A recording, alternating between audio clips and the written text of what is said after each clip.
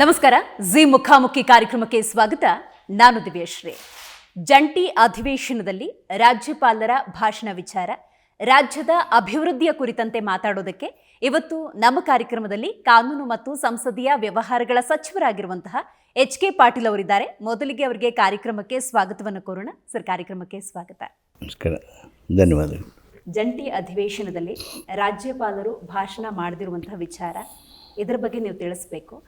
Same time ರಾಜ್ಯಪಾಲರು ಭಾಷಣ ಮಾಡದೇ ಇರುವುದು ಎಲ್ಲಿ ತಪ್ಪಾಯಿತು ಅಂತ ಇವತ್ತು ನೀವು ಅಧಿವೇಶನದಲ್ಲಿ ಸ್ಪಷ್ಟವಾಗಿ ತಿಳಿಸುವಂಥ ಅಥವಾ ಮನವರಿಕೆ ಮಾಡಿಕೊಡುವಂಥ ಪ್ರಯತ್ನವನ್ನು ಬಹಳ ಅಚ್ಚುಕಟ್ಟಾಗಿ ಮಾಡಿದ್ರಿ. ಇದರ ಬಗ್ಗೆ ಹೇಳಿ ಸರ್. ಅತ್ಯಂತ ಮಹತ್ವದ ವಿಚಾರವನ್ನು ವಿಧಾನಸಭೆಯೊಳಗೆ ಇವತ್ತು ಚರ್ಚೆ ಮಾಡಿದ್ವಿ. ನಿನ್ನೆ ರಾಜ್ಯಪಾಲರು ಜಂಟಿ ಅಧಿವೇಶನವನ್ನು ಉದ್ದೇಶಿಸಿ ಕೆಲವು ಕಾಲ ಮಾತನಾಡಿದರು. ಮೊನ್ನೆ ರಾಜ್ಯಪಾಲರು ಬರ್ತಾರೋ ಬರೋದಿಲ್ವೋ, ಅವ್ರು ಬರೋದಿಲ್ಲ ಅಂಥೇಳಿ ಪತ್ರಿಕೆಯಲ್ಲಿ ಬರ್ತಾ ಇದ್ದದ್ದು, ಅದನ್ನೆಲ್ಲ ದೇಶ ರಾಜ್ಯ ಗಮನಿಸಿದೆ. ಇರಲಿ, 174 ಆರ್ಟಿಕಲ್ 174 ಸಂವಿಧಾನದ 174ನೇ ಅನುಚ್ಛೇದದ ಪ್ರಕಾರ ರಾಜ್ಯಪಾಲರಿಗೆ ನಾವು ವಿಧಾನಸಭೆ, ವಿಧಾನಮಂಡಲ ಜಂಟಿ ಅಧಿವೇಶನ ಕರೆಯೋದಕ್ಕೆ ವಿನಂತಿ ಮಾಡ್ತೀವಿ. ಅವರು ಈ ಜಂಟಿ ಅಧಿವೇಶನವನ್ನು ಕರೀತಾರೆ. ಈ ಜಂಟಿ ಅಧಿವೇಶನ ಒಂದು ವೇಳೆ ಚುನಾವಣೆ ನಂತರ, ಜನರಲ್ ಚುನಾವಣೆ, ಸಾರ್ವತ್ರಿಕ ಚುನಾವಣೆ ಏನಾಗುತ್ತೆ ಅಸೆಂಬ್ಲಿಗೆ, ಆ ಚುನಾವಣೆ ನಂತರ ಇದ್ದರೆ ಜಂಟಿ ಅಧಿವೇಶನ ಮಾಡಲೇಬೇಕು. It is mandatory. ಆಮೇಲೆ ಒಂದು ವೇಳೆ ಚುನಾವಣೆ ಆಗಿಲ್ಲ ಅಂತ ತಿಳಿರಿ, ಈಗ ವರ್ಷದ ಮೊದಲನೇ ಅಧಿವೇಶನ ನಡಿಬೇಕಾದ್ರೆ ಅದು ಜಂಟಿ ಅಧಿವೇಶನದಿಂದನೇ ಪ್ರಾರಂಭ ಆಗಬೇಕು. ಈಗ ನಮ್ಮದು 2026ನೇ ಇಸ್ವಿ ಪ್ರಾರಂಭ ಆಗಿದೆ. ಆ ಕಾರಣಕ್ಕಾಗಿ ಜಂಟಿ ಅಧಿವೇಶನ ಕರಿಬೇಕಾದದ್ದು ಅತ್ಯಂತ ಕಡ್ಡಾಯವಾಗಿರ್ತಕ್ಕಂಥದ್ದು. ಅದ್ರ ಜೊತೆಗೇ ರಾಜ್ಯಪಾಲರು ಏನು ಭಾಷಣ ಮಾಡಬೇಕು, ಅನುಚ್ಛೇದ 176(1) ಪ್ರಕಾರ, as per article 176(1) of the Indian constitution of India, governor shall address the joint session ಅಂತಿದೆ. ಅಂದರೆ ಸಂವಿಧಾನದಲ್ಲಿರ್ತಕ್ಕಂಥ ಆ ಒಂದು 176(1) ಪ್ರಕಾರ ಅವರು ಕಡ್ಡಾಯವಾಗಿ ಭಾಷಣ ಮಾಡಬೇಕು. ಯಾವ ಭಾಷಣ ಅನ್ನೋದಕ್ಕೂ ಸಹಿತ ಸಂವಿಧಾನದ 163, ಸಂವಿಧಾನದ 174ರಿಂದ 176ರವರೆಗೆ ಅವೆಲ್ಲ ವಿವರಗಳನ್ನು ಕೊಟ್ಟಿದ್ದಾರೆ. ಯಾವುದು ಡಿಸ್ಕ್ರಿಷನ್ನು ಗವರ್ನರ್ಗೆ, ಯಾವುದು ಮ್ಯಾಂಡೇಟ್ರಿ. ರಾಜ್ಯಪಾಲರು ತಮಗೆ ತಿಳಿದಂಗೆ ಮಾಡೋಕ್ಕೆ ಬರೋದಿಲ್ಲ. He is guided by aid and advice of the council of ministers. ನಮ್ಮ ಮಂತ್ರಿಮಂಡಲ ಏನು ಅವರಿಗೆ ಮಾರ್ಗದರ್ಶನ ಮಾಡ್ತದೆ, ಸಲಹೆ ಮಾಡ್ತದೆ, ಸೂಚಿಸ್ತದೆ, ಆ ಭಾಷಣವನ್ನು ಮಾತ್ರ ಅವರು ಮಾಡಬೇಕಾದದ್ದು. ಅವರು ಕರ್ತವ್ಯ ಬಾಧ್ಯತೆ ಅದು. He is bound by the advice and aid of the council of ministers. ಅವರೇನು ಶುದ್ಧ ಮಾಡಿಕೊಟ್ಟಿರ್ತಕ್ಕಂಥ ಭಾಷಣ ಇದೆ, ಆ ಭಾಷಣವನ್ನು ಮಾಡಬೇಕು. ಅದು ಹೇಗಿದೆ ಇಂಗ್ಲೀಷ್ನಲ್ಲಿ ಓದೋದಾದರೆ, governor shall address the joint session, ಅಂದರೆ ಕಡ್ಡಾಯವಾಗಿ ಅವರು ಭಾಷಣ ಮಾಡಬೇಕು. ಇತ್ತೀಚೆಗೆ ನೋಡ್ತಾ ಇದ್ದೇವೆ ನಾವು, ಅಲ್ಲೊಬ್ಬರು ಗವರ್ನರ್, ಇಲ್ಲೊಬ್ಬರು ಗವರ್ನರ್, ಒಂದು ಸಾಲು ಓದಿದೆ, 2 ಸಾಲು ಓದಿದೆ, ಬಂದಂದು ಟಕ್ ಅಂತಿಟ್ಟು ಓದಿದೆ, ಇವೆಲ್ಲ ಮಾಡ್ತಾಯಿದ್ದಾರೆ. ನಾನು ಈ ಸಂದರ್ಭದಲ್ಲಿ ಸಾರ್ವಜನಿಕರ ಗಮನಕ್ಕೆ ಏನು ತರ್ತೀನಿ ಅಂದರೆ, no, he shall address. What is address? ಬಂದು ಮಾನ್ಯರೇ ತಮಗೆಲ್ಲ ಒಳ್ಳೆಯದಾಗಲಿ, ಜೈ ಹಿಂದ್ ಅಂತ ಹೇಳಿದರೆ ಅಡ್ರೆಸ್ ಅಲ್ಲ. That is not the address. The address is the ಭಾಷಣ. ಅಂದರೆ ಯಾವುದನ್ನು ಕ್ಯಾಬಿನೆಟ್ ಸಿದ್ಧ ಮಾಡಿದೆಯೋ, ಯಾವುದನ್ನು ಸರ್ಕಾರ ನಿಮಗೆ ಕೊಟ್ಟಿದೆಯೋ ಆ ಭಾಷಣವನ್ನು ನೀವು ಓದಬೇಕು, ಹೇಳಬೇಕು. ಅದಕ್ಕಾಗಿ ಸಂವಿಧಾನದಲ್ಲಿ 176 ಒಂದು ಮ್ಯಾಂಡೇಟ್ರಿ ಮಾಡಿರುವಂಥ ಉದ್ದೇಶ. ಇದು ತಾತ್ವಿಕವಾಗಿರ್ತಕ್ಕಂಥದ್ದು. ಹಾಗಾದರೆ ರಾಜ್ಯಪಾಲರ ಉದ್ದೇಶ ಏನಾಗಿತ್ತು? ಈಗ ಅಧಿವೇಶನಕ್ಕೆ ಬಂದೇ ಇಲ್ಲ ಅಂದಿದ್ರೆ ಮಹಾಪರಾಧ ಆಗಿ ಹೋಗ್ತಿತ್ತು. ಬಂದರು, ಭಾಷಣ ಮಾಡಬೇಕಾಗಿತ್ತು, ಮಾಡಿದ್ರು. ಅದು ಕೇವಲ 1 ನಿಮಿಷ 5 ಸೆಕೆಂಡ್ಗೆ ಸೀಮಿತವಾಗಿತ್ತು ಅನ್ನೋದನ್ನು ಬಿಟ್ಟರೆ ಅಲ್ಲಿ ಜಂಟಿ ಅಧಿವೇಶನವನ್ನು ಕದಡುವ ಅಥವಾ ಅದನ್ನು ಬೇರೆ ರೀತಿ ಬಿಂಬಿಸುವ ಯಾವುದೇ ರೀತಿಯ ಚಟುವಟಿಕೆ ಇಲ್ದಿರೋದ್ರಿಂದಾಗಿ ನಿಮ್ಮ ಸ್ವಾಗತ ಅಥವಾ ನಿಮ್ಮ ಆಮಂತ್ರಣ ಏನಿತ್ತು ಅದನ್ನು ಸ್ವೀಕರಿಸಿದ್ರು, ಬಂದರು, ಭಾಷಣ ಮಾಡಿದ್ರು, ಹೋದ್ರು ಅಂತ ತಗೊಳ್ಳೋದಕ್ಕೆ ಆಗೋದಿಲ್ವಾ? ಒಂದು ನಾನು ಇಲ್ಲಿ ಸ್ಪಷ್ಟಗೊಳಿಸ್ತೇನೆ. ಈ ಜಂಟಿ ಅಧಿವೇಶನವನ್ನು ರಾಜ್ಯಪಾಲರು ಕರೆದಿರ್ತಾರೆ. He is like a host. ಅದಕ್ಕೆ ಅವರು ಬರೆದು ಬಿಡ್ಬೋದಾಗಿತ್ತು, ಬರೋದಿಲ್ಲ ಅಂದಿದ್ರೆ ಮಾಡ್ತಿದ್ರಿ. ಈಗ ನಿಮ್ಮ ಮನೆಗೆ ಊಟಕ್ಕೆ ಕರೆದಾಗ ನೀವು ನಾನೇ ಬರೋದಿಲ್ಲ ಅಂದರೆ ಎಷ್ಟು ಎಬ್ಸರ್ಡ್ ಆಗುತ್ತೆ. ಹಾಗೆ ಸಂವಿಧಾನಾತ್ಮಕವಾಗಿ ಅಷ್ಟು ಎಬ್ಸರ್ಡ್ ಆಗ್ತಿತ್ತು. ಆದರೆ ಅದನ್ನು ಅವ್ರು ಮಾಡಲಿಲ್ಲ. ಭಾಳ ಒಳ್ಳೆಯದೇ. ಸಂವಿಧಾನದ ಬಿಕ್ಕಟ್ಟು ಸೃಷ್ಟಿ ಏನು ಆಗಲಿಲ್ಲ. ಆದರೆ ಅವ್ರು ಭಾಷಣ ಮಾಡಿದ್ರಲ್ಲ, ಭಾಷಣದಲ್ಲಿ 2 ಸಾಲು ಮಾತ್ರ ಓದಿ ಉಳ್ಕಿದ್ದನ್ನು ಬಿಟ್ಟರಲ್ಲ, ಅದು ಸಂವಿಧಾನಕ್ಕೆ ಮಾಡಿರ್ತಕ್ಕಂಥ ಅಪಚಾರ. ಅವ್ರಿಗೆ ಹಾಗೆ ಬಿಡೋದಕ್ಕೆ ಸಾಧ್ಯ ಆಗೋದಿಲ್ಲ. ಅವರನ್ನು ಪೂರ್ಣ ಓದಬೇಕು. ಅದರಲ್ಲಿ ಯಾವುದಾದ್ರೂ ಒಂದು ನಾವು ರಾಜ್ಯಪಾಲರ ಮೇಲೆ ಆಪಾದನೆ ಮಾಡಿದ್ವಿ ಅಂತ ತಿಳ್ಕೊಳ್ರಿ. ಆ ಸಂದರ್ಭದಲ್ಲಿ ಅದನ್ನು ಅವರು ಸ್ಕಿಪ್ ಮಾಡ್ಬೋದು. ಯಾರ್ದರ ಮೇಲೆ ಪರ್ಸ್ನಲ್ ಅಲಿಗೇಷನ್ಸ್ ಮಾಡಿದ್ವಿ ಅಂತ ತಿಳ್ಕೊಳ್ರಿ, ಅದನ್ನು ಸ್ಕಿಪ್ ಮಾಡ್ಬೋದು. ಇದನ್ನು ಸಂವಿಧಾನದಲ್ಲಿ ಹೇಳೋದಿಲ್ಲ. ಆದರೆ ಸುಪ್ರೀಂ ಕೋರ್ಟು ಅಥವಾ ಕೆಲವು ಹೈಕೋರ್ಟ್ಗಳು ಈ ವಿಷಯವನ್ನು ಅವರು ಸ್ಪಷ್ಟ ಮಾಡಿದ್ದಾರೆ. ಇಂಥವು ಯಾವುದಾದ್ರೂ ಇದ್ದರೆ ಗವರ್ನರ್ ವಿರುದ್ಧ ತನ್ನ ವಿರುದ್ಧ ಹೇಳಿದರು ಅಂದರೆ ಅದನ್ನು ಹೇಳೋಕ್ಕಾಗಲ್ಲ. ಯಾರ್ದ್ರ ಮೇಲೆ ಪರ್ಸನಲ್ ಅಲಿಗೇಷನ್ ಮಾಡಿದ್ರು ಅಂದರೆ ಹೇಳೋಕ್ಕಾಗಲ್ಲ. ಯಾವುದೇ ಸರ್ಕಾರದ ನೀತಿ ವಿಚಾರ, ಸರ್ಕಾರದ ಕಾರ್ಯಕ್ರಮ ವಿಚಾರ, ಸರ್ಕಾರದ ಧೋರಣೆಯ ವಿಚಾರ, ಸರ್ಕಾರದ ನಿಲುವುಗಳನ್ನು ಸ್ಪಷ್ಟಪಡಿಸುವಂಥ ಮಾತುಗಳೇನದವು ಅವುಗಳನ್ನು ರಾಜ್ಯಪಾಲರು ಓದಲೇಬೇಕು ಅನ್ನುವ ಕಡ್ಡಾಯಗೊಳಿಸುವ ಅನುಚ್ಛೇದ ಸಂವಿಧಾನದಲ್ಲಿದೆ. ರಾಷ್ಟ್ರಪತಿಗಳ ಪ್ರತಿನಿಧಿಗಳವರು ಕೇಂದ್ರ ಸೂಚನೆ ಮೇಲೇನಾದರೂ ಹಾಗಾದರೆ ರಾಜ್ಯಪಾಲರು ನಡ್ಕೊಳ್ತಿದ್ದಾರಾ ಅನ್ನೋ ಅನುಮಾನ ಸಹಜವಾಗಿ ಬರುತ್ತಲ್ಲ. ಇತ್ತೀಚಿನ ದಿವಸ ನೋಡಿದರೆ ನೀವು ತಮಿಳ್ನಾಡು ನೋಡಿ, ನೀವು ಕೇರಳ ನೋಡಿ, ಈ ನಮ್ಮ ದಕ್ಷಿಣ ಭಾರತದೊಳಗನ ರಾಜ್ಯಪಾಲರು ತಮ್ಮ ಮನಬಲ್ಲಂದಂತೆ ನಡೆದುಕೊಳ್ತಾ ಇದ್ದಾರೆ. ಸಂವಿಧಾನವನ್ನು ಗಾಳಿಗೆ ತೂರ್ತಾ ಇದ್ದಾರೆ. ಸಂವಿಧಾನದಲ್ಲಿ ಅವ್ರಿಗೆ ಸೂಚಿಸಿರ್ತಕ್ಕಂಥ ಕರ್ತವ್ಯಗಳನ್ನು ಅವರು ಗೌರವಿಸ್ತಾ ಇಲ್ಲ. ಅವರ ಬಾಧ್ಯತೆಗಳಿವೆ, ಆ ಬಾಧ್ಯತೆಗಳನ್ನು ಅವರು ಅಲಕ್ಷಿಸ್ತಾ ಇದ್ದಾರೆ. ಆ ಹಿನ್ನೆಲೆಯೊಳಗೆ ಈ ದಕ್ಷಿಣ ಭಾರತದಲ್ಲಿ ಆಗ್ತಕ್ಕಂಥ ಈ ರಾಜ್ಯಪಾಲರ ವರ್ತನೆಗಳನ್ನು ನೋಡಿದರೆ ಎಲ್ಲೋ ಒಂದು ಕಡೆ ಇವರು ರಾಜಕೀಯ ಒತ್ತಡದ ಹಿನ್ನೆಲೆಯೊಳಗೆ ಹೀಗೆ ಮಾಡ್ತಾ ಇದ್ದಾರೇನೋ ಅನ್ನುವ ಆಕ್ರೋಶ ದಕ್ಷಿಣ ಭಾರತದವ್ರಿಗೆಲ್ಲರಿಗೂ ಬರ್ತಾ ಇದೆ. ಹಾಗಂತ ಸರ್, ರಾಜ್ಯಪಾಲರು ರಾಜ್ಯದ ಪಾಲಕರು. ಅವರು ಭಾಷಣವನ್ನು ಕೇವಲ 1 ನಿಮಿಷ 5 ಸೆಕೆಂಡ್ಗಷ್ಟೇ ಸೀಮಿತಗೊಳಿಸಿದರು. ಸಂವಿಧಾನದ ಬಗ್ಗೆ ಇವತ್ತು ಕಾಂಗ್ರೆಸ್ ಬಹಳಷ್ಟು ಸಲ ಉಲ್ಲೇಖ ಮಾಡಿದೆ. ಬಹುತೇಕ ಕಾಂಗ್ರೆಸ್ನ ನಾಯಕರು ಸಂವಿಧಾನ ಉಳಿಬೇಕು ಅಂತ ಹೇಳ್ತಾರೆ. ಅದೇ ಅಧಿವೇಶನದಲ್ಲಿ ಕಾಂಗ್ರೆಸ್ನ ಇತರ ನಾಯಕರು ನಡ್ಕೊಂಡ ರೀತಿ ಸರಿನಾ ಸಂವಿಧಾನಾತ್ಮಕವಾಗಿ?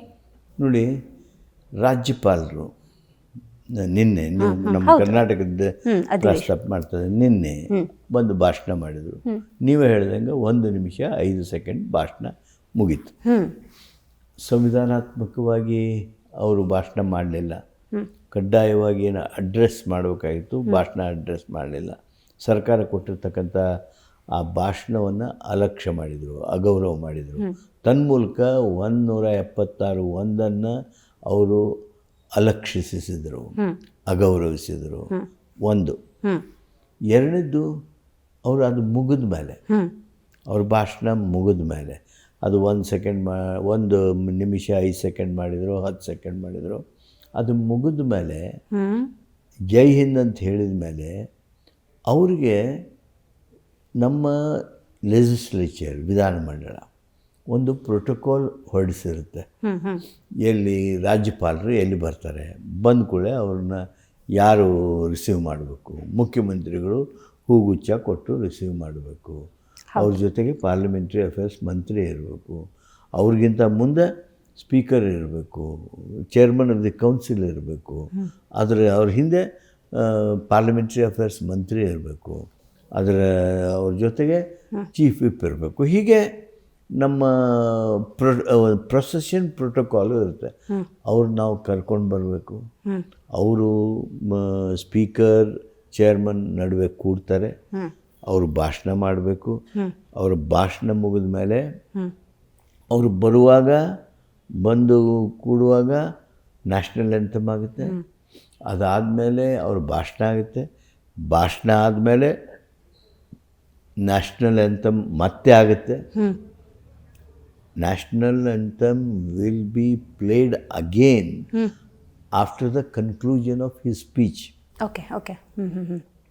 ಅದು ಆದಮೇಲೆ ಅವರು ಹೊರಡಬೇಕು. ಆದರೆ ನಿನ್ನೆ ಏನು ಮಾಡಿದರು ರಾಜ್ಯಪಾಲರು ಅಂದರೆ, ಆ ಭಾಷಣ 1 ನಿಮಿಷ 5 ಸೆಕೆಂಡ್ ಭಾಷಣ ಓದಿ ಅಲ್ಲಿಂದ ಹೊರಟೇ ಬಿಟ್ಟರು.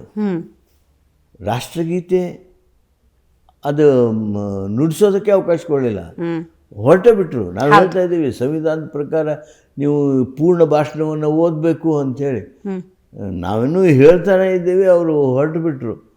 ಮುಂದೆ ಅವರು ನಾವು ಹೋಗಿ ಅವ್ರನ್ನ ಪ್ರೊಸೆಷನ್ನಾಗಿ ಜಾಯಿನ್ ಮಾಡ್ಬೇಕಂದ್ರೆ ಆಗಲೇ ಮುಂದೆ ಹೋಗಿಬಿಟ್ಟಿದ್ರು ಅವರು 10-15 ಹೆಜ್ಜೆ.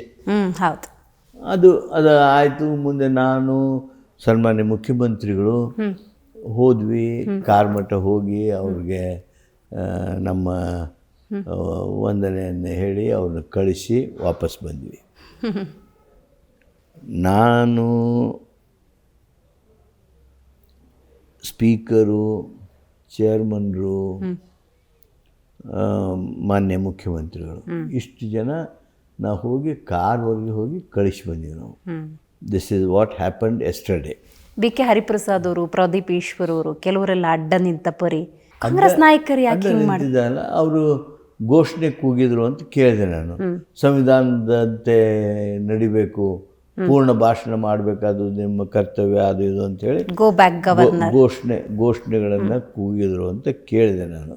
ಆದರೆ ಅದೀಗ ವಿಧಾನಮಂಡಲದ ವಿಷಯ, ಅದು ಚರ್ಚೆ ನಡೆದಿದೆ, ಸ್ಪೀಕರ್ ಹತ್ರ ಇದೆ, ಚೇರ್ಮನ್ ಹತ್ರ ಇದೆ, ಅದನ್ನು ನಾನು ಮಾತಾಡೋದಿಲ್ಲ. ಆದರೆ ಒಂದು ಮಾತು ನಾವಿವತ್ತು ನೆನಪು ಮಾಡಬೇಕು, ರಾಜ್ಯಪಾಲರು custodian of the constitution. He is constitutional head of the state. ಅವರು ಸಂವಿಧಾನವನ್ನು ಧಿಕ್ಕರಿಸ್ಬೋದಾ?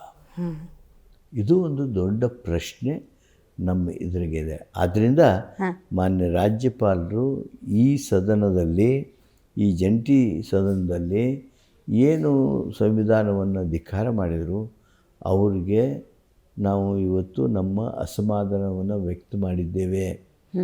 ರಾಷ್ಟ್ರಗೀತೆಯನ್ನು ಹಾಡೋದ್ರೊಳಗೆ ಹಾಡದೇ ಇರುವ ಹಾಗೆ ಸನ್ನಿವೇಶವನ್ನು ಸೃಷ್ಟಿ ಮಾಡಿ, ಅದು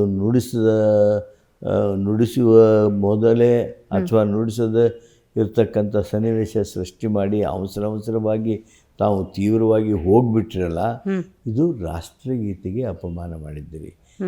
C, according to article 51 of the Constitution, every citizen of India, including the governor, president of India, the prime minister, the chief minister, the parliamentary minister, we are bound to abide by the constitutional advice that we respect the national anthem. We respect the national flag.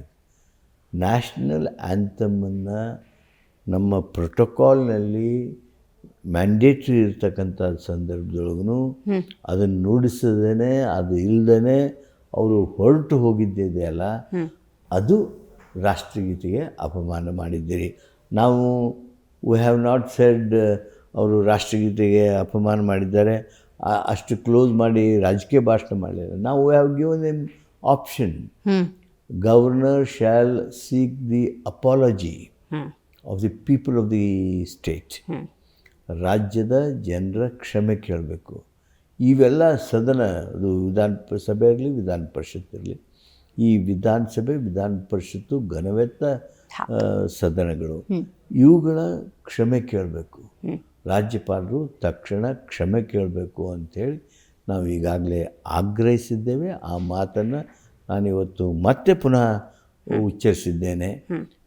ಅದೇನು ಮಾಡ್ತಾರೋ ಅವ್ರಿಗೆ ಬಿಟ್ಟಿರ್ತಕ್ಕಂಥದ್ದು. ಇದು ನಮ್ಮ ರಾಜ್ಯದಲ್ಲಿ ನಡೆದಿರ್ತಕ್ಕಂಥದ್ದು. ಆ ಭಾಷಣದ ಪ್ರತಿಯಲ್ಲಿ ರಾಜ್ಯದ ಹಿತದ ವಿಚಾರಗಳೇ ಇರ್ತವೆ ಸರ್. ರಾಜ್ಯದ ಪಾಲಕರು ರಾಜ್ಯಪಾಲರು ಅಂತ ನಾವು ಕರಿತೀವಿ. ಅವರಿಗೆ ಆಕ್ಷೇಪಣೆ ಆಗುವಂಥ, ಅವರ ಅಸಮಾಧಾನಕ್ಕೆ ಕಾರಣುವಂಥ ಅಂಶಗಳನ್ನು ನೀವೇನು ಹಾಕಿದ್ರಿ ಆ ಭಾಷಣದಲ್ಲಿ? ಹಂಗಾದ್ರೆ ನಾವು ನೋಡಿ, ನಮ್ಮ ಭಾಷಣದ ಮುಖ್ಯ ಭಾಗದೊಳಗೆಲ್ಲ ಯಾವ ಭಾಗವನ್ನು ಅವ್ರು ಬಿಡಬೇಕು ಅಂತ ಅಪೇಕ್ಷೆ ಮಾಡ್ತಾ ಇದ್ರಲ್ಲ, ಅವು ಯಾವುವು ಅಂದರೆ ನಮ್ಮ ಕನ್ನಡಿಗರ, ನಮ್ಮ ರೈತ ಕಾರ್ಮಿಕರ, ನಮ್ಮ ಗ್ರಾಮೀಣ ಜನರ ಏನು ಉದ್ಯೋಗದ ಹಕ್ಕಿದೆ, ಮಹಾತ್ಮ ಗಾಂಧಿ ಗ್ರಾಮೀಣ ಉದ್ಯೋಗ ಖಾತ್ರಿ ಕಾನೂನೇನಿದೆ, ಅದರ ಮುಖಾಂತರ ಬಂದಿರತಕ್ಕಂಥ ಉದ್ಯೋಗದ ಹಕ್ಕೇನಿದೆ, ಕೆಲಸದ ಹಕ್ಕೇನಿದೆ, ಅದನ್ನು ಕಿತ್ಕೊಳ್ತಾ ಇದ್ದೀರಿ ಈ VB ಗ್ರಾಮಜಿ ತರೋದ್ರ ಮೂಲಕ. ಆ ನೀವೇನು ಈ ನಮ್ಮ ಹಕ್ಕು, ನಮ್ಮ ರೈತರ ಹಕ್ಕು, ನಮ್ಮ ಗ್ರಾಮೀಣ ಜನರ ಹಕ್ಕನ್ನು ಕಸ್ಕೊಳ್ತಾ ಇದ್ದೀರಲ್ಲ, ಅದು ನೀವು ಮಾಡ್ತಕ್ಕಂಥ ಒಂದು ದೊಡ್ಡ ದ್ರೋಹ ಜನರಿಗೆ ಅಂತ ಹೇಳಿದ್ದೀವಿ. ನಮ್ಮ ಕನ್ನಡಿಗರ ಉದ್ಯೋಗದ ಹಕ್ಕನ್ನು ಕಿತ್ಕೊಂಡ್ರೆ ಹೇಳಬಾರ್ದ ನಾವು ಹೇಳ್ತೀವಿ. ಅದರೊಳಗೆ ಪಂಚಾಯಿತಿಗಳಿಗೆ ನೀವು, ನಾವೇನು ಮಹಾತ್ಮ ಗಾಂಧಿ ಗ್ರಾಮೀಣ ಅಭಿವೃದ್ಧಿ, ಗ್ರಾಮೀಣ ಉದ್ಯೋಗ ಖಾತ್ರಿ ಯೋಜನೆಯೊಳಗೆ ಅವಕಾಶ ಮಾಡಿಕೊಟ್ಟಿದ್ವಿ. ಆ ಅವಕಾಶವನ್ನು ಬಳಸಿಕೊಂಡು ಗ್ರಾಮಗಳಲ್ಲಿ ಆಸ್ತಿ ಸೃಷ್ಟಿ ಮಾಡ್ತಿದ್ದೀವಿ ನಾವು. ಹಳ್ಳಿಗಳಲ್ಲಿ ಆಸ್ತಿ ಸೃಷ್ಟಿ ಮಾಡ್ತಿದ್ವಿ. ಪಂಚಾಯತಿಯವ್ರು ನಿರ್ಣಯ ಮಾಡ್ತಿದ್ರು, ಎಲ್ಲಿ ಹೊಲಕ್ಕೆ ದಾರಿ ಮಾಡಬೇಕು, ಹೊಲದೊಳಗೆ ಎಲ್ಲಿ ಬದು ಹಾಕಬೇಕು, ಎಲ್ಲಿ ಹೊಳಗಟ್ಟಿ ಹಾಕಬೇಕು, ಎಲ್ಲಿ ಕೆರೆ ಕಡಿಬೇಕು, ಎಲ್ಲಿ ಕೃಷಿ ಹೊಂಡ ಮಾಡಬೇಕು, ಎಲ್ಲಿ ದನದ ದೊಡ್ಡಿ ಮಾಡಬೇಕು, ಎಲ್ಲಿ ಕುರಿ ದೊಡ್ಡಿ ಮಾಡಬೇಕು, ಎಲ್ಲಿ ಸ್ಮಶಾನ ಅಭಿವೃದ್ಧಿ ಮಾಡಬೇಕು, ಎಲ್ಲಿ ಚರಂಡಿ ಮಾಡಬೇಕು, ಯಾರ ಮನೆ ಇದ್ರಿಗೆ ರಸ್ತೆ ಮಾಡಬೇಕು, ಇವೆಲ್ಲ ಗ್ರಾಮ ಪಂಚಾಯತಿ ಮಾಡೋ ಕೆಲಸ, ಗ್ರಾಮ ಸಭೆ ಮಾಡೋ ಕೆಲಸ. ಈ ಕೆಲಸಗಳ ಮುಖಾಂತರ, ಈ ಕೆಲಸ ಇವ್ರು ಮಾಡಬೇಕು ಅಂತ ಹೇಳುವಂಥ ಅಧಿಕಾರವನ್ನು ಪಂಚಾಯತಿ ಕೊಡೋದ್ರ ಮೂಲಕ ನಾವು ಅಧಿಕಾರ ವಿಕೇಂದ್ರೀಕರಣ ಏನು ಮಾಡಿದ್ವಿ, ಆ ಅಧಿಕಾರ ವಿಕೇಂದ್ರೀಕರಣವನ್ನು ತಿರುಚಿ ಇವತ್ತು ಮತ್ತೆ ಕೇಂದ್ರೀಕರಣ ಮಾಡ್ತಕ್ಕಂಥದ್ದೇನು ಮಾಡ್ತಾ ಇದ್ದಾರೆ, ಇದು ಸರ್ವತಾ ಒಪ್ಪಿತ ಅಲ್ಲ, ನಾವು ಒಪ್ಪೋದಿಲ್ಲ. ಆದ್ದರಿಂದ ಮಹಾತ್ಮ ಗಾಂಧಿ ನರೇಗಾ ಏನು ಕಾನೂನಿದೆ ಅದನ್ನು ಮರುಸ್ಥಾಪನೆ ಮಾಡಿ ಅನ್ನೋದು ತಪ್ಪ. ಇದನ್ನು ಹೇಳಿದರೆ ಮಾನ್ಯ ಗವರ್ನರ್ ಖುಷಿ ಆಗೋದಿಲ್ಲ. ಅಂದರೆ ಗವರ್ನರ್ಗೆ ಖುಷಿ ಆಗೋದಕ್ಕಲ್ರಿ ಭಾಷಣ ನಾವು ಮಾಡಿಸೋದು. ನಮ್ಮ ಜನರ ಧ್ವನಿ ಏನಿದೆ, ನಮ್ಮ ಸರ್ಕಾರದ ನೀತಿ ಏನಿದೆ, ಅವುಗಳನ್ನು ಜನರಿಗೆ ತಿಳಿಸೋದಕ್ಕೆ ಗವರ್ನರ್, ರಾಜ್ಯಪಾಲರು ಒಂದು ಮಾಧ್ಯಮವೇ ಹೊರತು ಅವರು ಅದರ ನಿರ್ಣಾಯಕರಲ್ಲ. ಅದು ಒಂದು ಭಾಗ.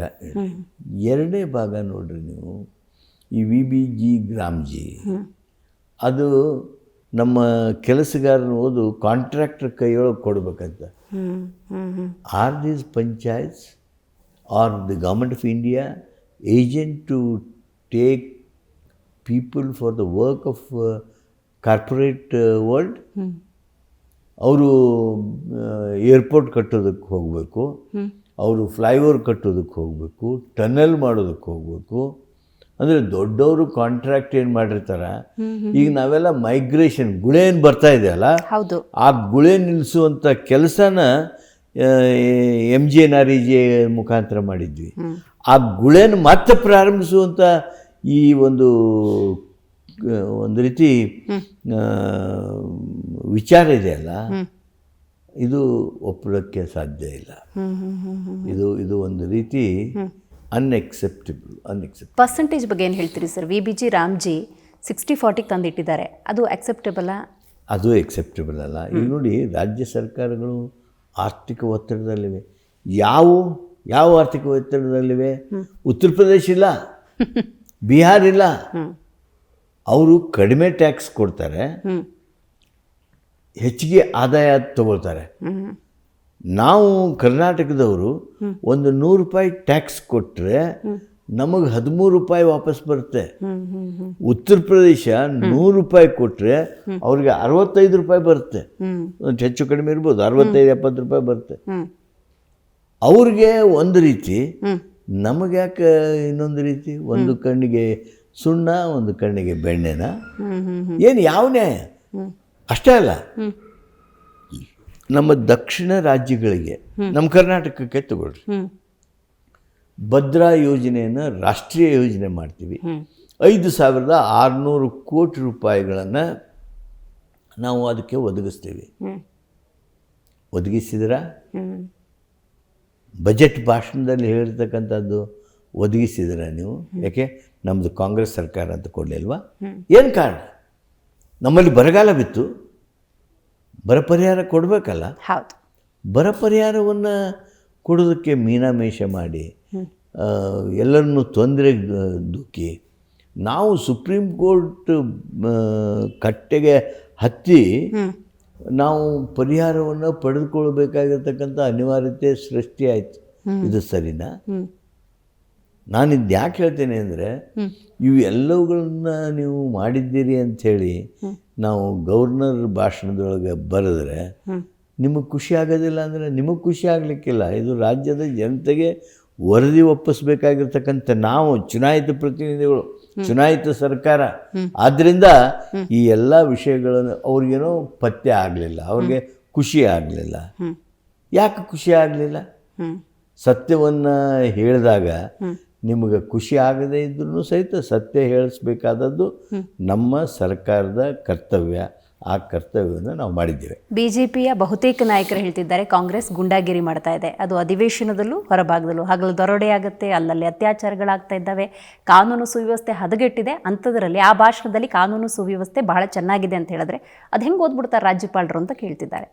ನಾನು ಒಂದು ಮಾತು ಕೇಳ್ತೀನಿ, ಕಾನೂನು ಸುವ್ಯವಸ್ಥೆ ಕಾಪಾಡೋದ್ರೊಳಗೆ ರಾಜ್ಯದ ಜೊತೆಗೆ ರಾಷ್ಟ್ರದ ಹಿತನೊಡಗಿದೆ. ನಾನು ಕೇಳ್ತೀನಿ, ಬೆಸ್ಟ್ ಕಾನೂನು ವ್ಯವಸ್ಥೆ ಇರ್ತಕ್ಕಂಥ ರಾಜ್ಯಗಳ ಪಟ್ಟಿ ಮಾಡಿ. ನಿಮ್ಮ ಕೇಂದ್ರ ಸರ್ಕಾರ ಏನು ಪಟ್ಟಿ ಮಾಡ್ಯಾವಲ್ಲ, ಆ ಪಟ್ಟಿ ಮಾಡಿ. ಯಾವ್ದು ರಾಜ್ಯ ಭಾಳ ಚೆನ್ನಾಗಿದೆ? ಉತ್ತರ ಪ್ರದೇಶ ಭಾಳ ಚೆನ್ನಾಗಿದೆ. ಅದನ್ನು ನೀವು ಹೇಳ್ತೀರಾ ಸರ್? ಯಾವುದು ನೀವು ಯಾವ ರಾಜ್ಯ ಹೇಳ್ತೀರಿ? ನಿಮ್ಮ ಕಣ್ಣೆದುರಿಗೆ ಬರೋದು ಕರ್ನಾಟಕನ. ಕರ್ನಾಟಕದಲ್ಲಿ ಏನೂ ಆಗಿಲ್ಲ, ದರೋಡೆ ಆಗಿಲ್ಲ, ಕಳ್ಳತನ ಆಗಿಲ್ಲ, ಇದಾಗಿಲ್ಲ ಅಂತ ನಾನು ಹೇಳೋದಿಲ್ಲ. ಆದರೆ ಇತರ ರಾಜ್ಯಗಳನ್ನ ಹೋಲಿಕೆ ಮಾಡಿದಾಗ ಕರ್ನಾಟಕ ಇನ್ನೂ ತನ್ನದೇ ಆಗಿರ್ತಕ್ಕಂಥ ಎತ್ತರವನ್ನು ಕಾಪಾಡ್ತಾ ಇದೆ. ಈ ಪ್ರಶ್ನೆ ಬಿಯಾಂಡ್ ಪಾಲಿಟಿಕ್ಸ್ನೇ ನೋಡ್ತಾ ಇದ್ದೀನಿ. ಕಾನೂನು ಸುವ್ಯವಸ್ಥೆ ಅಂದಾಗ sir, why we have to compare with other states? ನಾವು ಕರ್ನಾಟಕವನ್ನು ಕರ್ನಾಟಕದ ಜೊತೆ ಕಂಪೇರ್ ಮಾಡ್ಕೋಬೇಕಲ್ವಾ?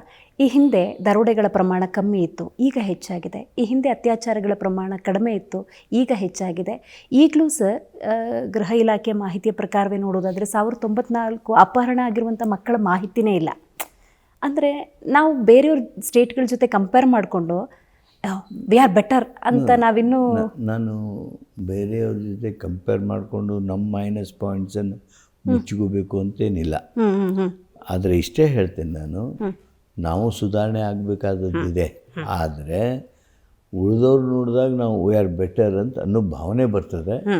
ಆದರೆ ಒಂದು ಮಾತು ನೀವೆಲ್ಲರೂ ಒಪ್ತೀರಿ, ನಮ್ಮ ಇನ್ಸಿಡೆನ್ಸ್ ಏನಿವೆ ಆ ಇನ್ಸಿಡೆನ್ಸ್ ನೋಡಿ ಎಷ್ಟು ಪ್ರಮಾಣದಲ್ಲಿ ನಮ್ಮವು ಕಡಿಮೆ ಇವೆ.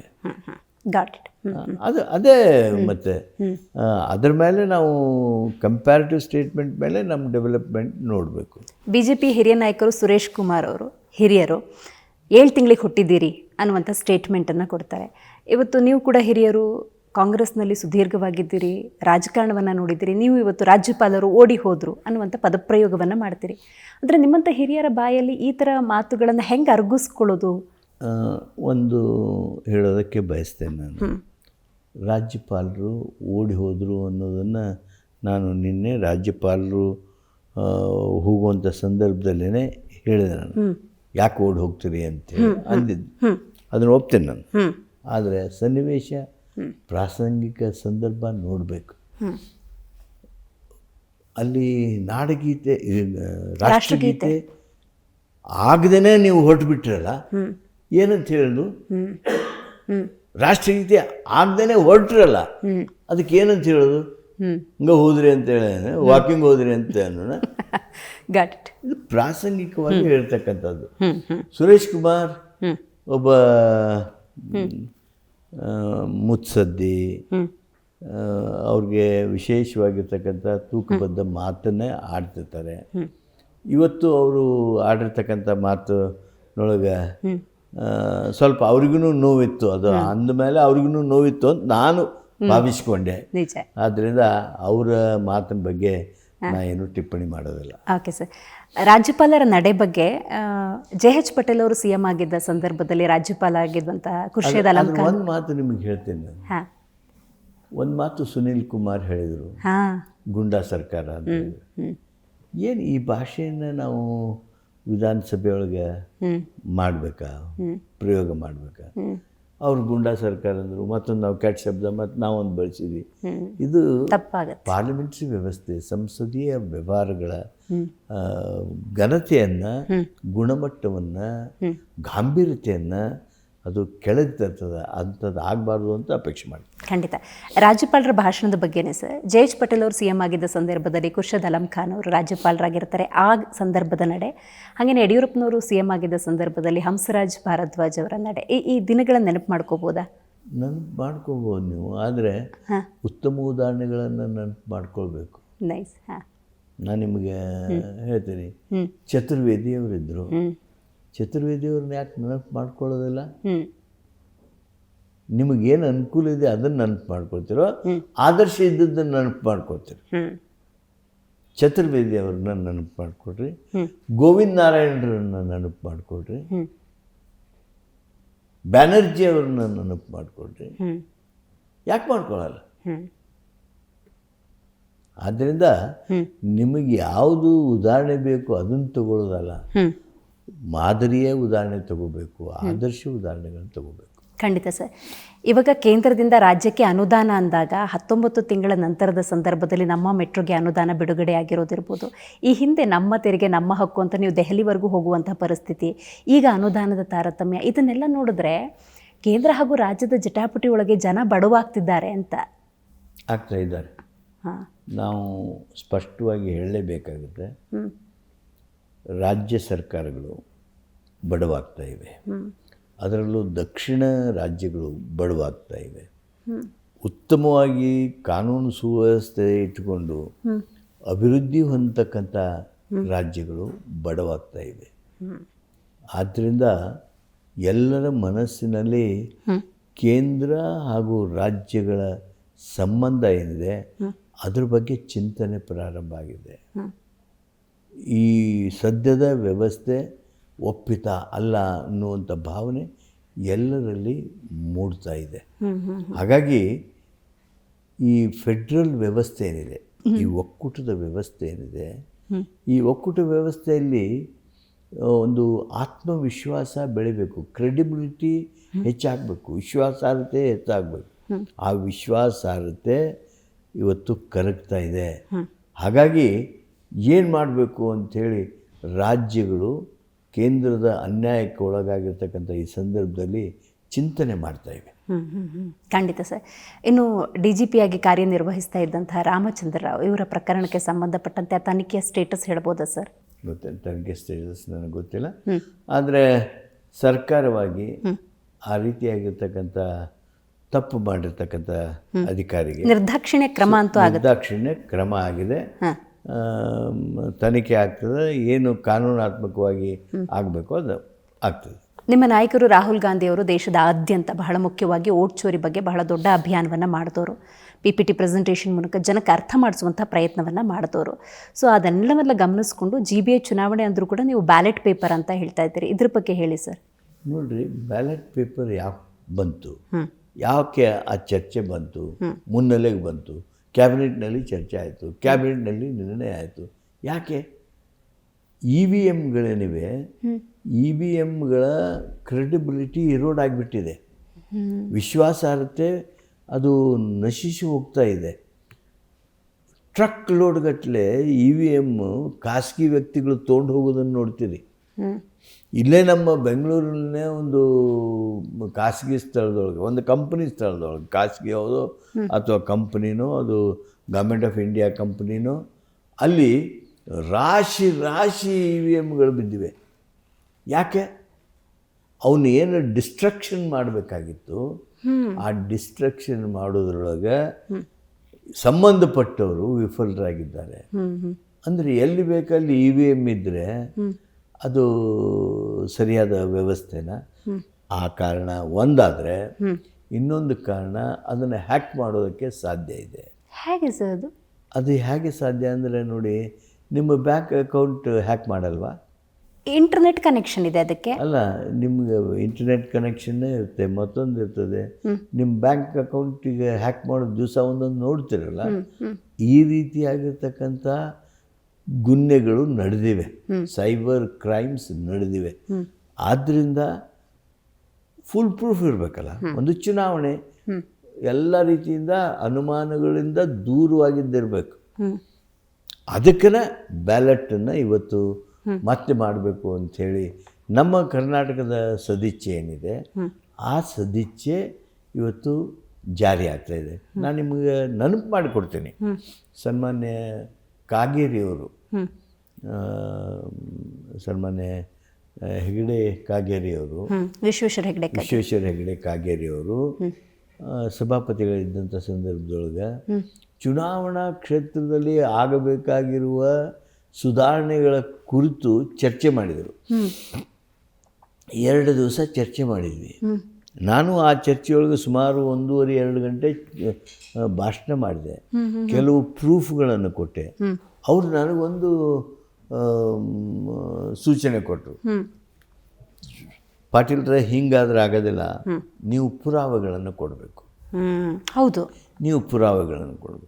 ನಾನು ಅವರಿಗೆ ಸುಮಾರು 3-4 ಸಾವಿರ ಪುಟಗಳ ಪುರಾವೆಯನ್ನು ಓದಿಕೊಟ್ಟ ಮೇಲೆ ಅವರು ತಕ್ಷಣ ಸಂಬಂಧಿತ ಇಲೆಕ್ಷನ್ ಕಮಿಷನ್ಗೆ ಬರೆದರು.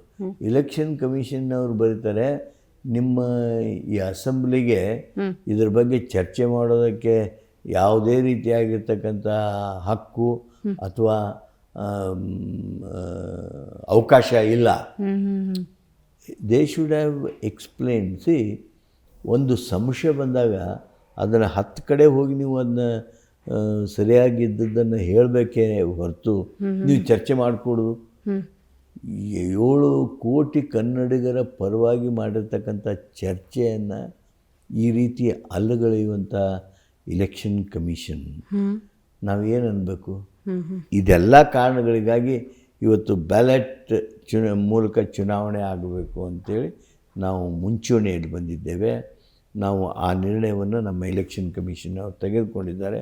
ಅವರು ತೆಗೆದುಕೊಂಡಿರ್ತಕ್ಕಂಥ ನಿರ್ಣಯವನ್ನು ಸ್ವಾಗತಿಸ್ತೇವೆ. ನೀವೀಗ ಮಾತಾಡಬೇಕಾದ್ರೆ ಇಲ್ಲ ಅನ್ನೋ ಪದನೂ ಬರ್ತಿಲ್ಲ ಸರ್. ಅಷ್ಟರ ಮಟ್ಟಿಗೆ ನೀವು ಕನ್ವಿನ್ಸ್ ಮಾಡಿದ್ರಿ. ಇವತ್ತು DK ಸುರೇಶ್ ಅವರು EVM ಬೆಟರ್ ಅನಿಸುತ್ತೆ ಅಂದ್ಬಿಟ್ರು. ಅವ್ರದ್ದೇನೋ ವೈಯಕ್ತಿಕ ವಿಚಾರ ಗೊತ್ತಿಲ್ಲ ನನಗೆ. EVM has lost its credibility. That's why EVM cannot be accepted. We have decided to go for ballot, and our election commission has taken the decision, and that's why we will go by ballot. Right. ಈ 2.5 ವರ್ಷದ ಆಡಳಿತದಲ್ಲಿ sir ರಾಜ್ಯದ ಜನ ಸುಭಿಕ್ಷವಾಗಿದ್ದಾರಾ? ಇದು ಕೇಳು ಪ್ರಶ್ನೆಯಾಗಿ ಉಳಿದಿಲ್ಲ ಇವತ್ತು. ಯಾಕೆ ಅಂದರೆ, ಮೊಟ್ಟ ಮೊದಲು ಬಾರಿಗೆ ಕನ್ನಡ ನಾಡಿನಲ್ಲಿ ಸಾವಿರಾರು ವರ್ಷದಿಂದ ನಮ್ಮದೇ ಆಗಿರ್ತಕ್ಕಂಥ ಇತಿಹಾಸ ಇದೆ. ನಮ್ಮ ಕನ್ನಡ ನಾಡು ರಾಜ ಮಹಾರಾಜರಿಂದ ಆಳಿಸಲ್ಪಟ್ಟಿದೆ. ನಿಜಾಮರುಗಳು ಆಳಿದ್ದಾರೆ, ಸಂಸ್ಥಾನಿಕರು ಆಳಿದ್ದಾರೆ,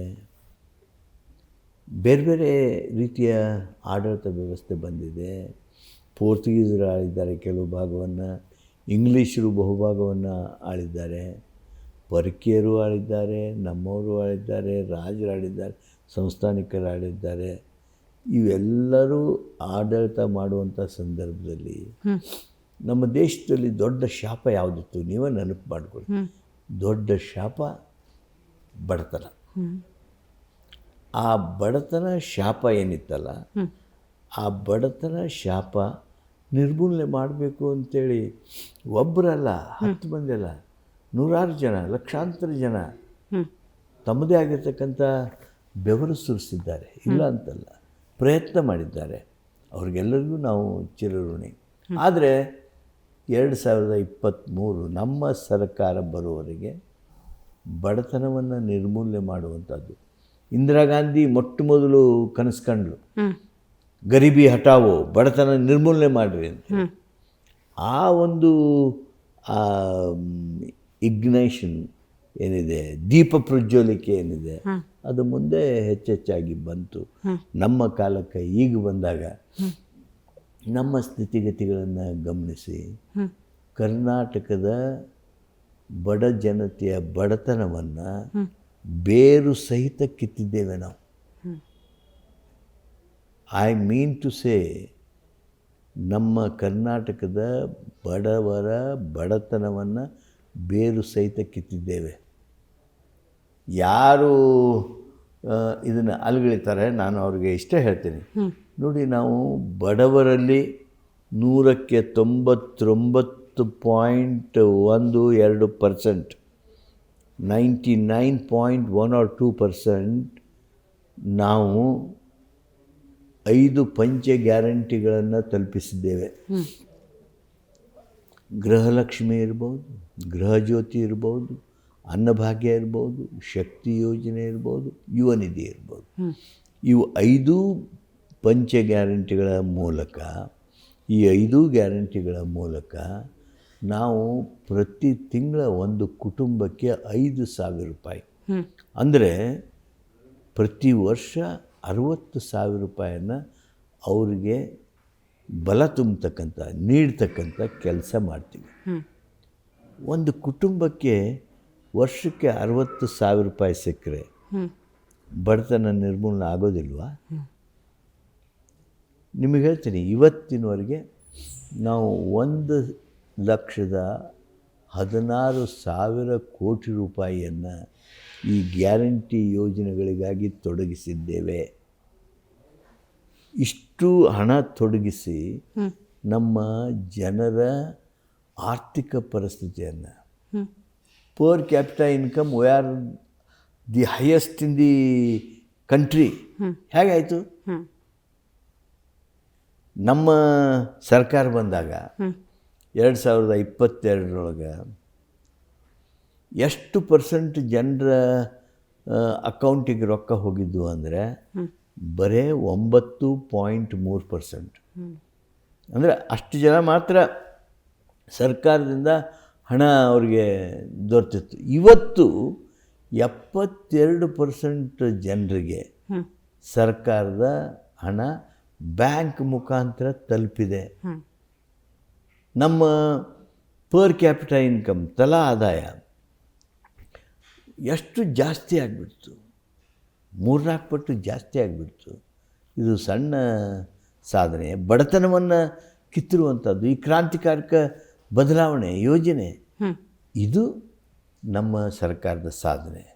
ಆದ್ದರಿಂದ 2023ರಿಂದ ಈಚೆ ನಾವೇನು ಪ್ರಶ್ನೆ ಕೇಳಿದ್ರಿ, ಇದು ಕನ್ನಡಿಗನಿಗೆ ಅಭಿಮಾನ ತರುವಂಥ ಮಾತು. ಖಂಡಿತ. ಇವತ್ತಿನ ಕಾರ್ಯಕ್ರಮದಲ್ಲಿ ಭಾಗಿಯಾಗಿ ಸರ್, ಕರ್ನಾಟಕ ಕಾಂಗ್ರೆಸ್ ಆಡಳಿತ ಇರ್ಬೋದು, ಯಾವ ದಿಕ್ಕಿನಲ್ಲಿ ಸಾಗ್ತಾ ಇದೆ ಅನ್ನೋದನ್ನು ಬಹಳ ಸ್ಪಷ್ಟವಾಗಿ ತಿಳಿಸ್ಕೊಟ್ರಿ. Thank you so much. Thank you. ನಮಸ್ಕಾರ. ಸೊ ನೋಡಿದ್ರಲ್ಲ ವೀಕ್ಷಕರೇ, ಇವತ್ತಿನ ಜಿ ಮುಖಾಮುಖಿ ಕಾರ್ಯಕ್ರಮದಲ್ಲಿ ಕಾನೂನು ಹಾಗೂ ಸಂಸದೀಯ ವ್ಯವಹಾರಗಳ ಸಚಿವರಾಗಿರುವಂತಹ HK ಪಾಟೀಲ್ ಅವರು ಭಾಗಿಯಾಗಿದ್ದರು. ಬಹಳ ಮುಖ್ಯವಾಗಿ ಜಂಟಿ ಅಧಿವೇಶನದಲ್ಲಿ ರಾಜ್ಯಪಾಲರ ಭಾಷಣ ಮಾಡದೇ ಇರೋದು ಎಲ್ಲಿ ತಪ್ಪಾಯಿತು ಅನ್ನೋದನ್ನು ಇವತ್ತು ಸದನದಲ್ಲೇ ಪ್ರೂವ್ ಮಾಡಿದ್ದಾರೆ. ಮಾತ್ರವಲ್ಲ, ಕರ್ನಾಟಕ ಕಾಂಗ್ರೆಸ್ನ ಈ 2.5 ವರ್ಷದ ಆಡಳಿತ ಯಾವ ಕಾರಣಕ್ಕಾಗಿ ಜನಹಿತವಾಗಿದೆ ಅನ್ನೋದನ್ನು ಸ್ಪಷ್ಟಪಡಿಸಿದ್ದಾರೆ. ನೋಡ್ತಾ ಇರಿ ಜಿ ಕನ್ನಡ ನ್ಯೂಸ್, ಸತ್ಯವೇ ಸುದ್ದಿಯ ಜೀವಾಳ.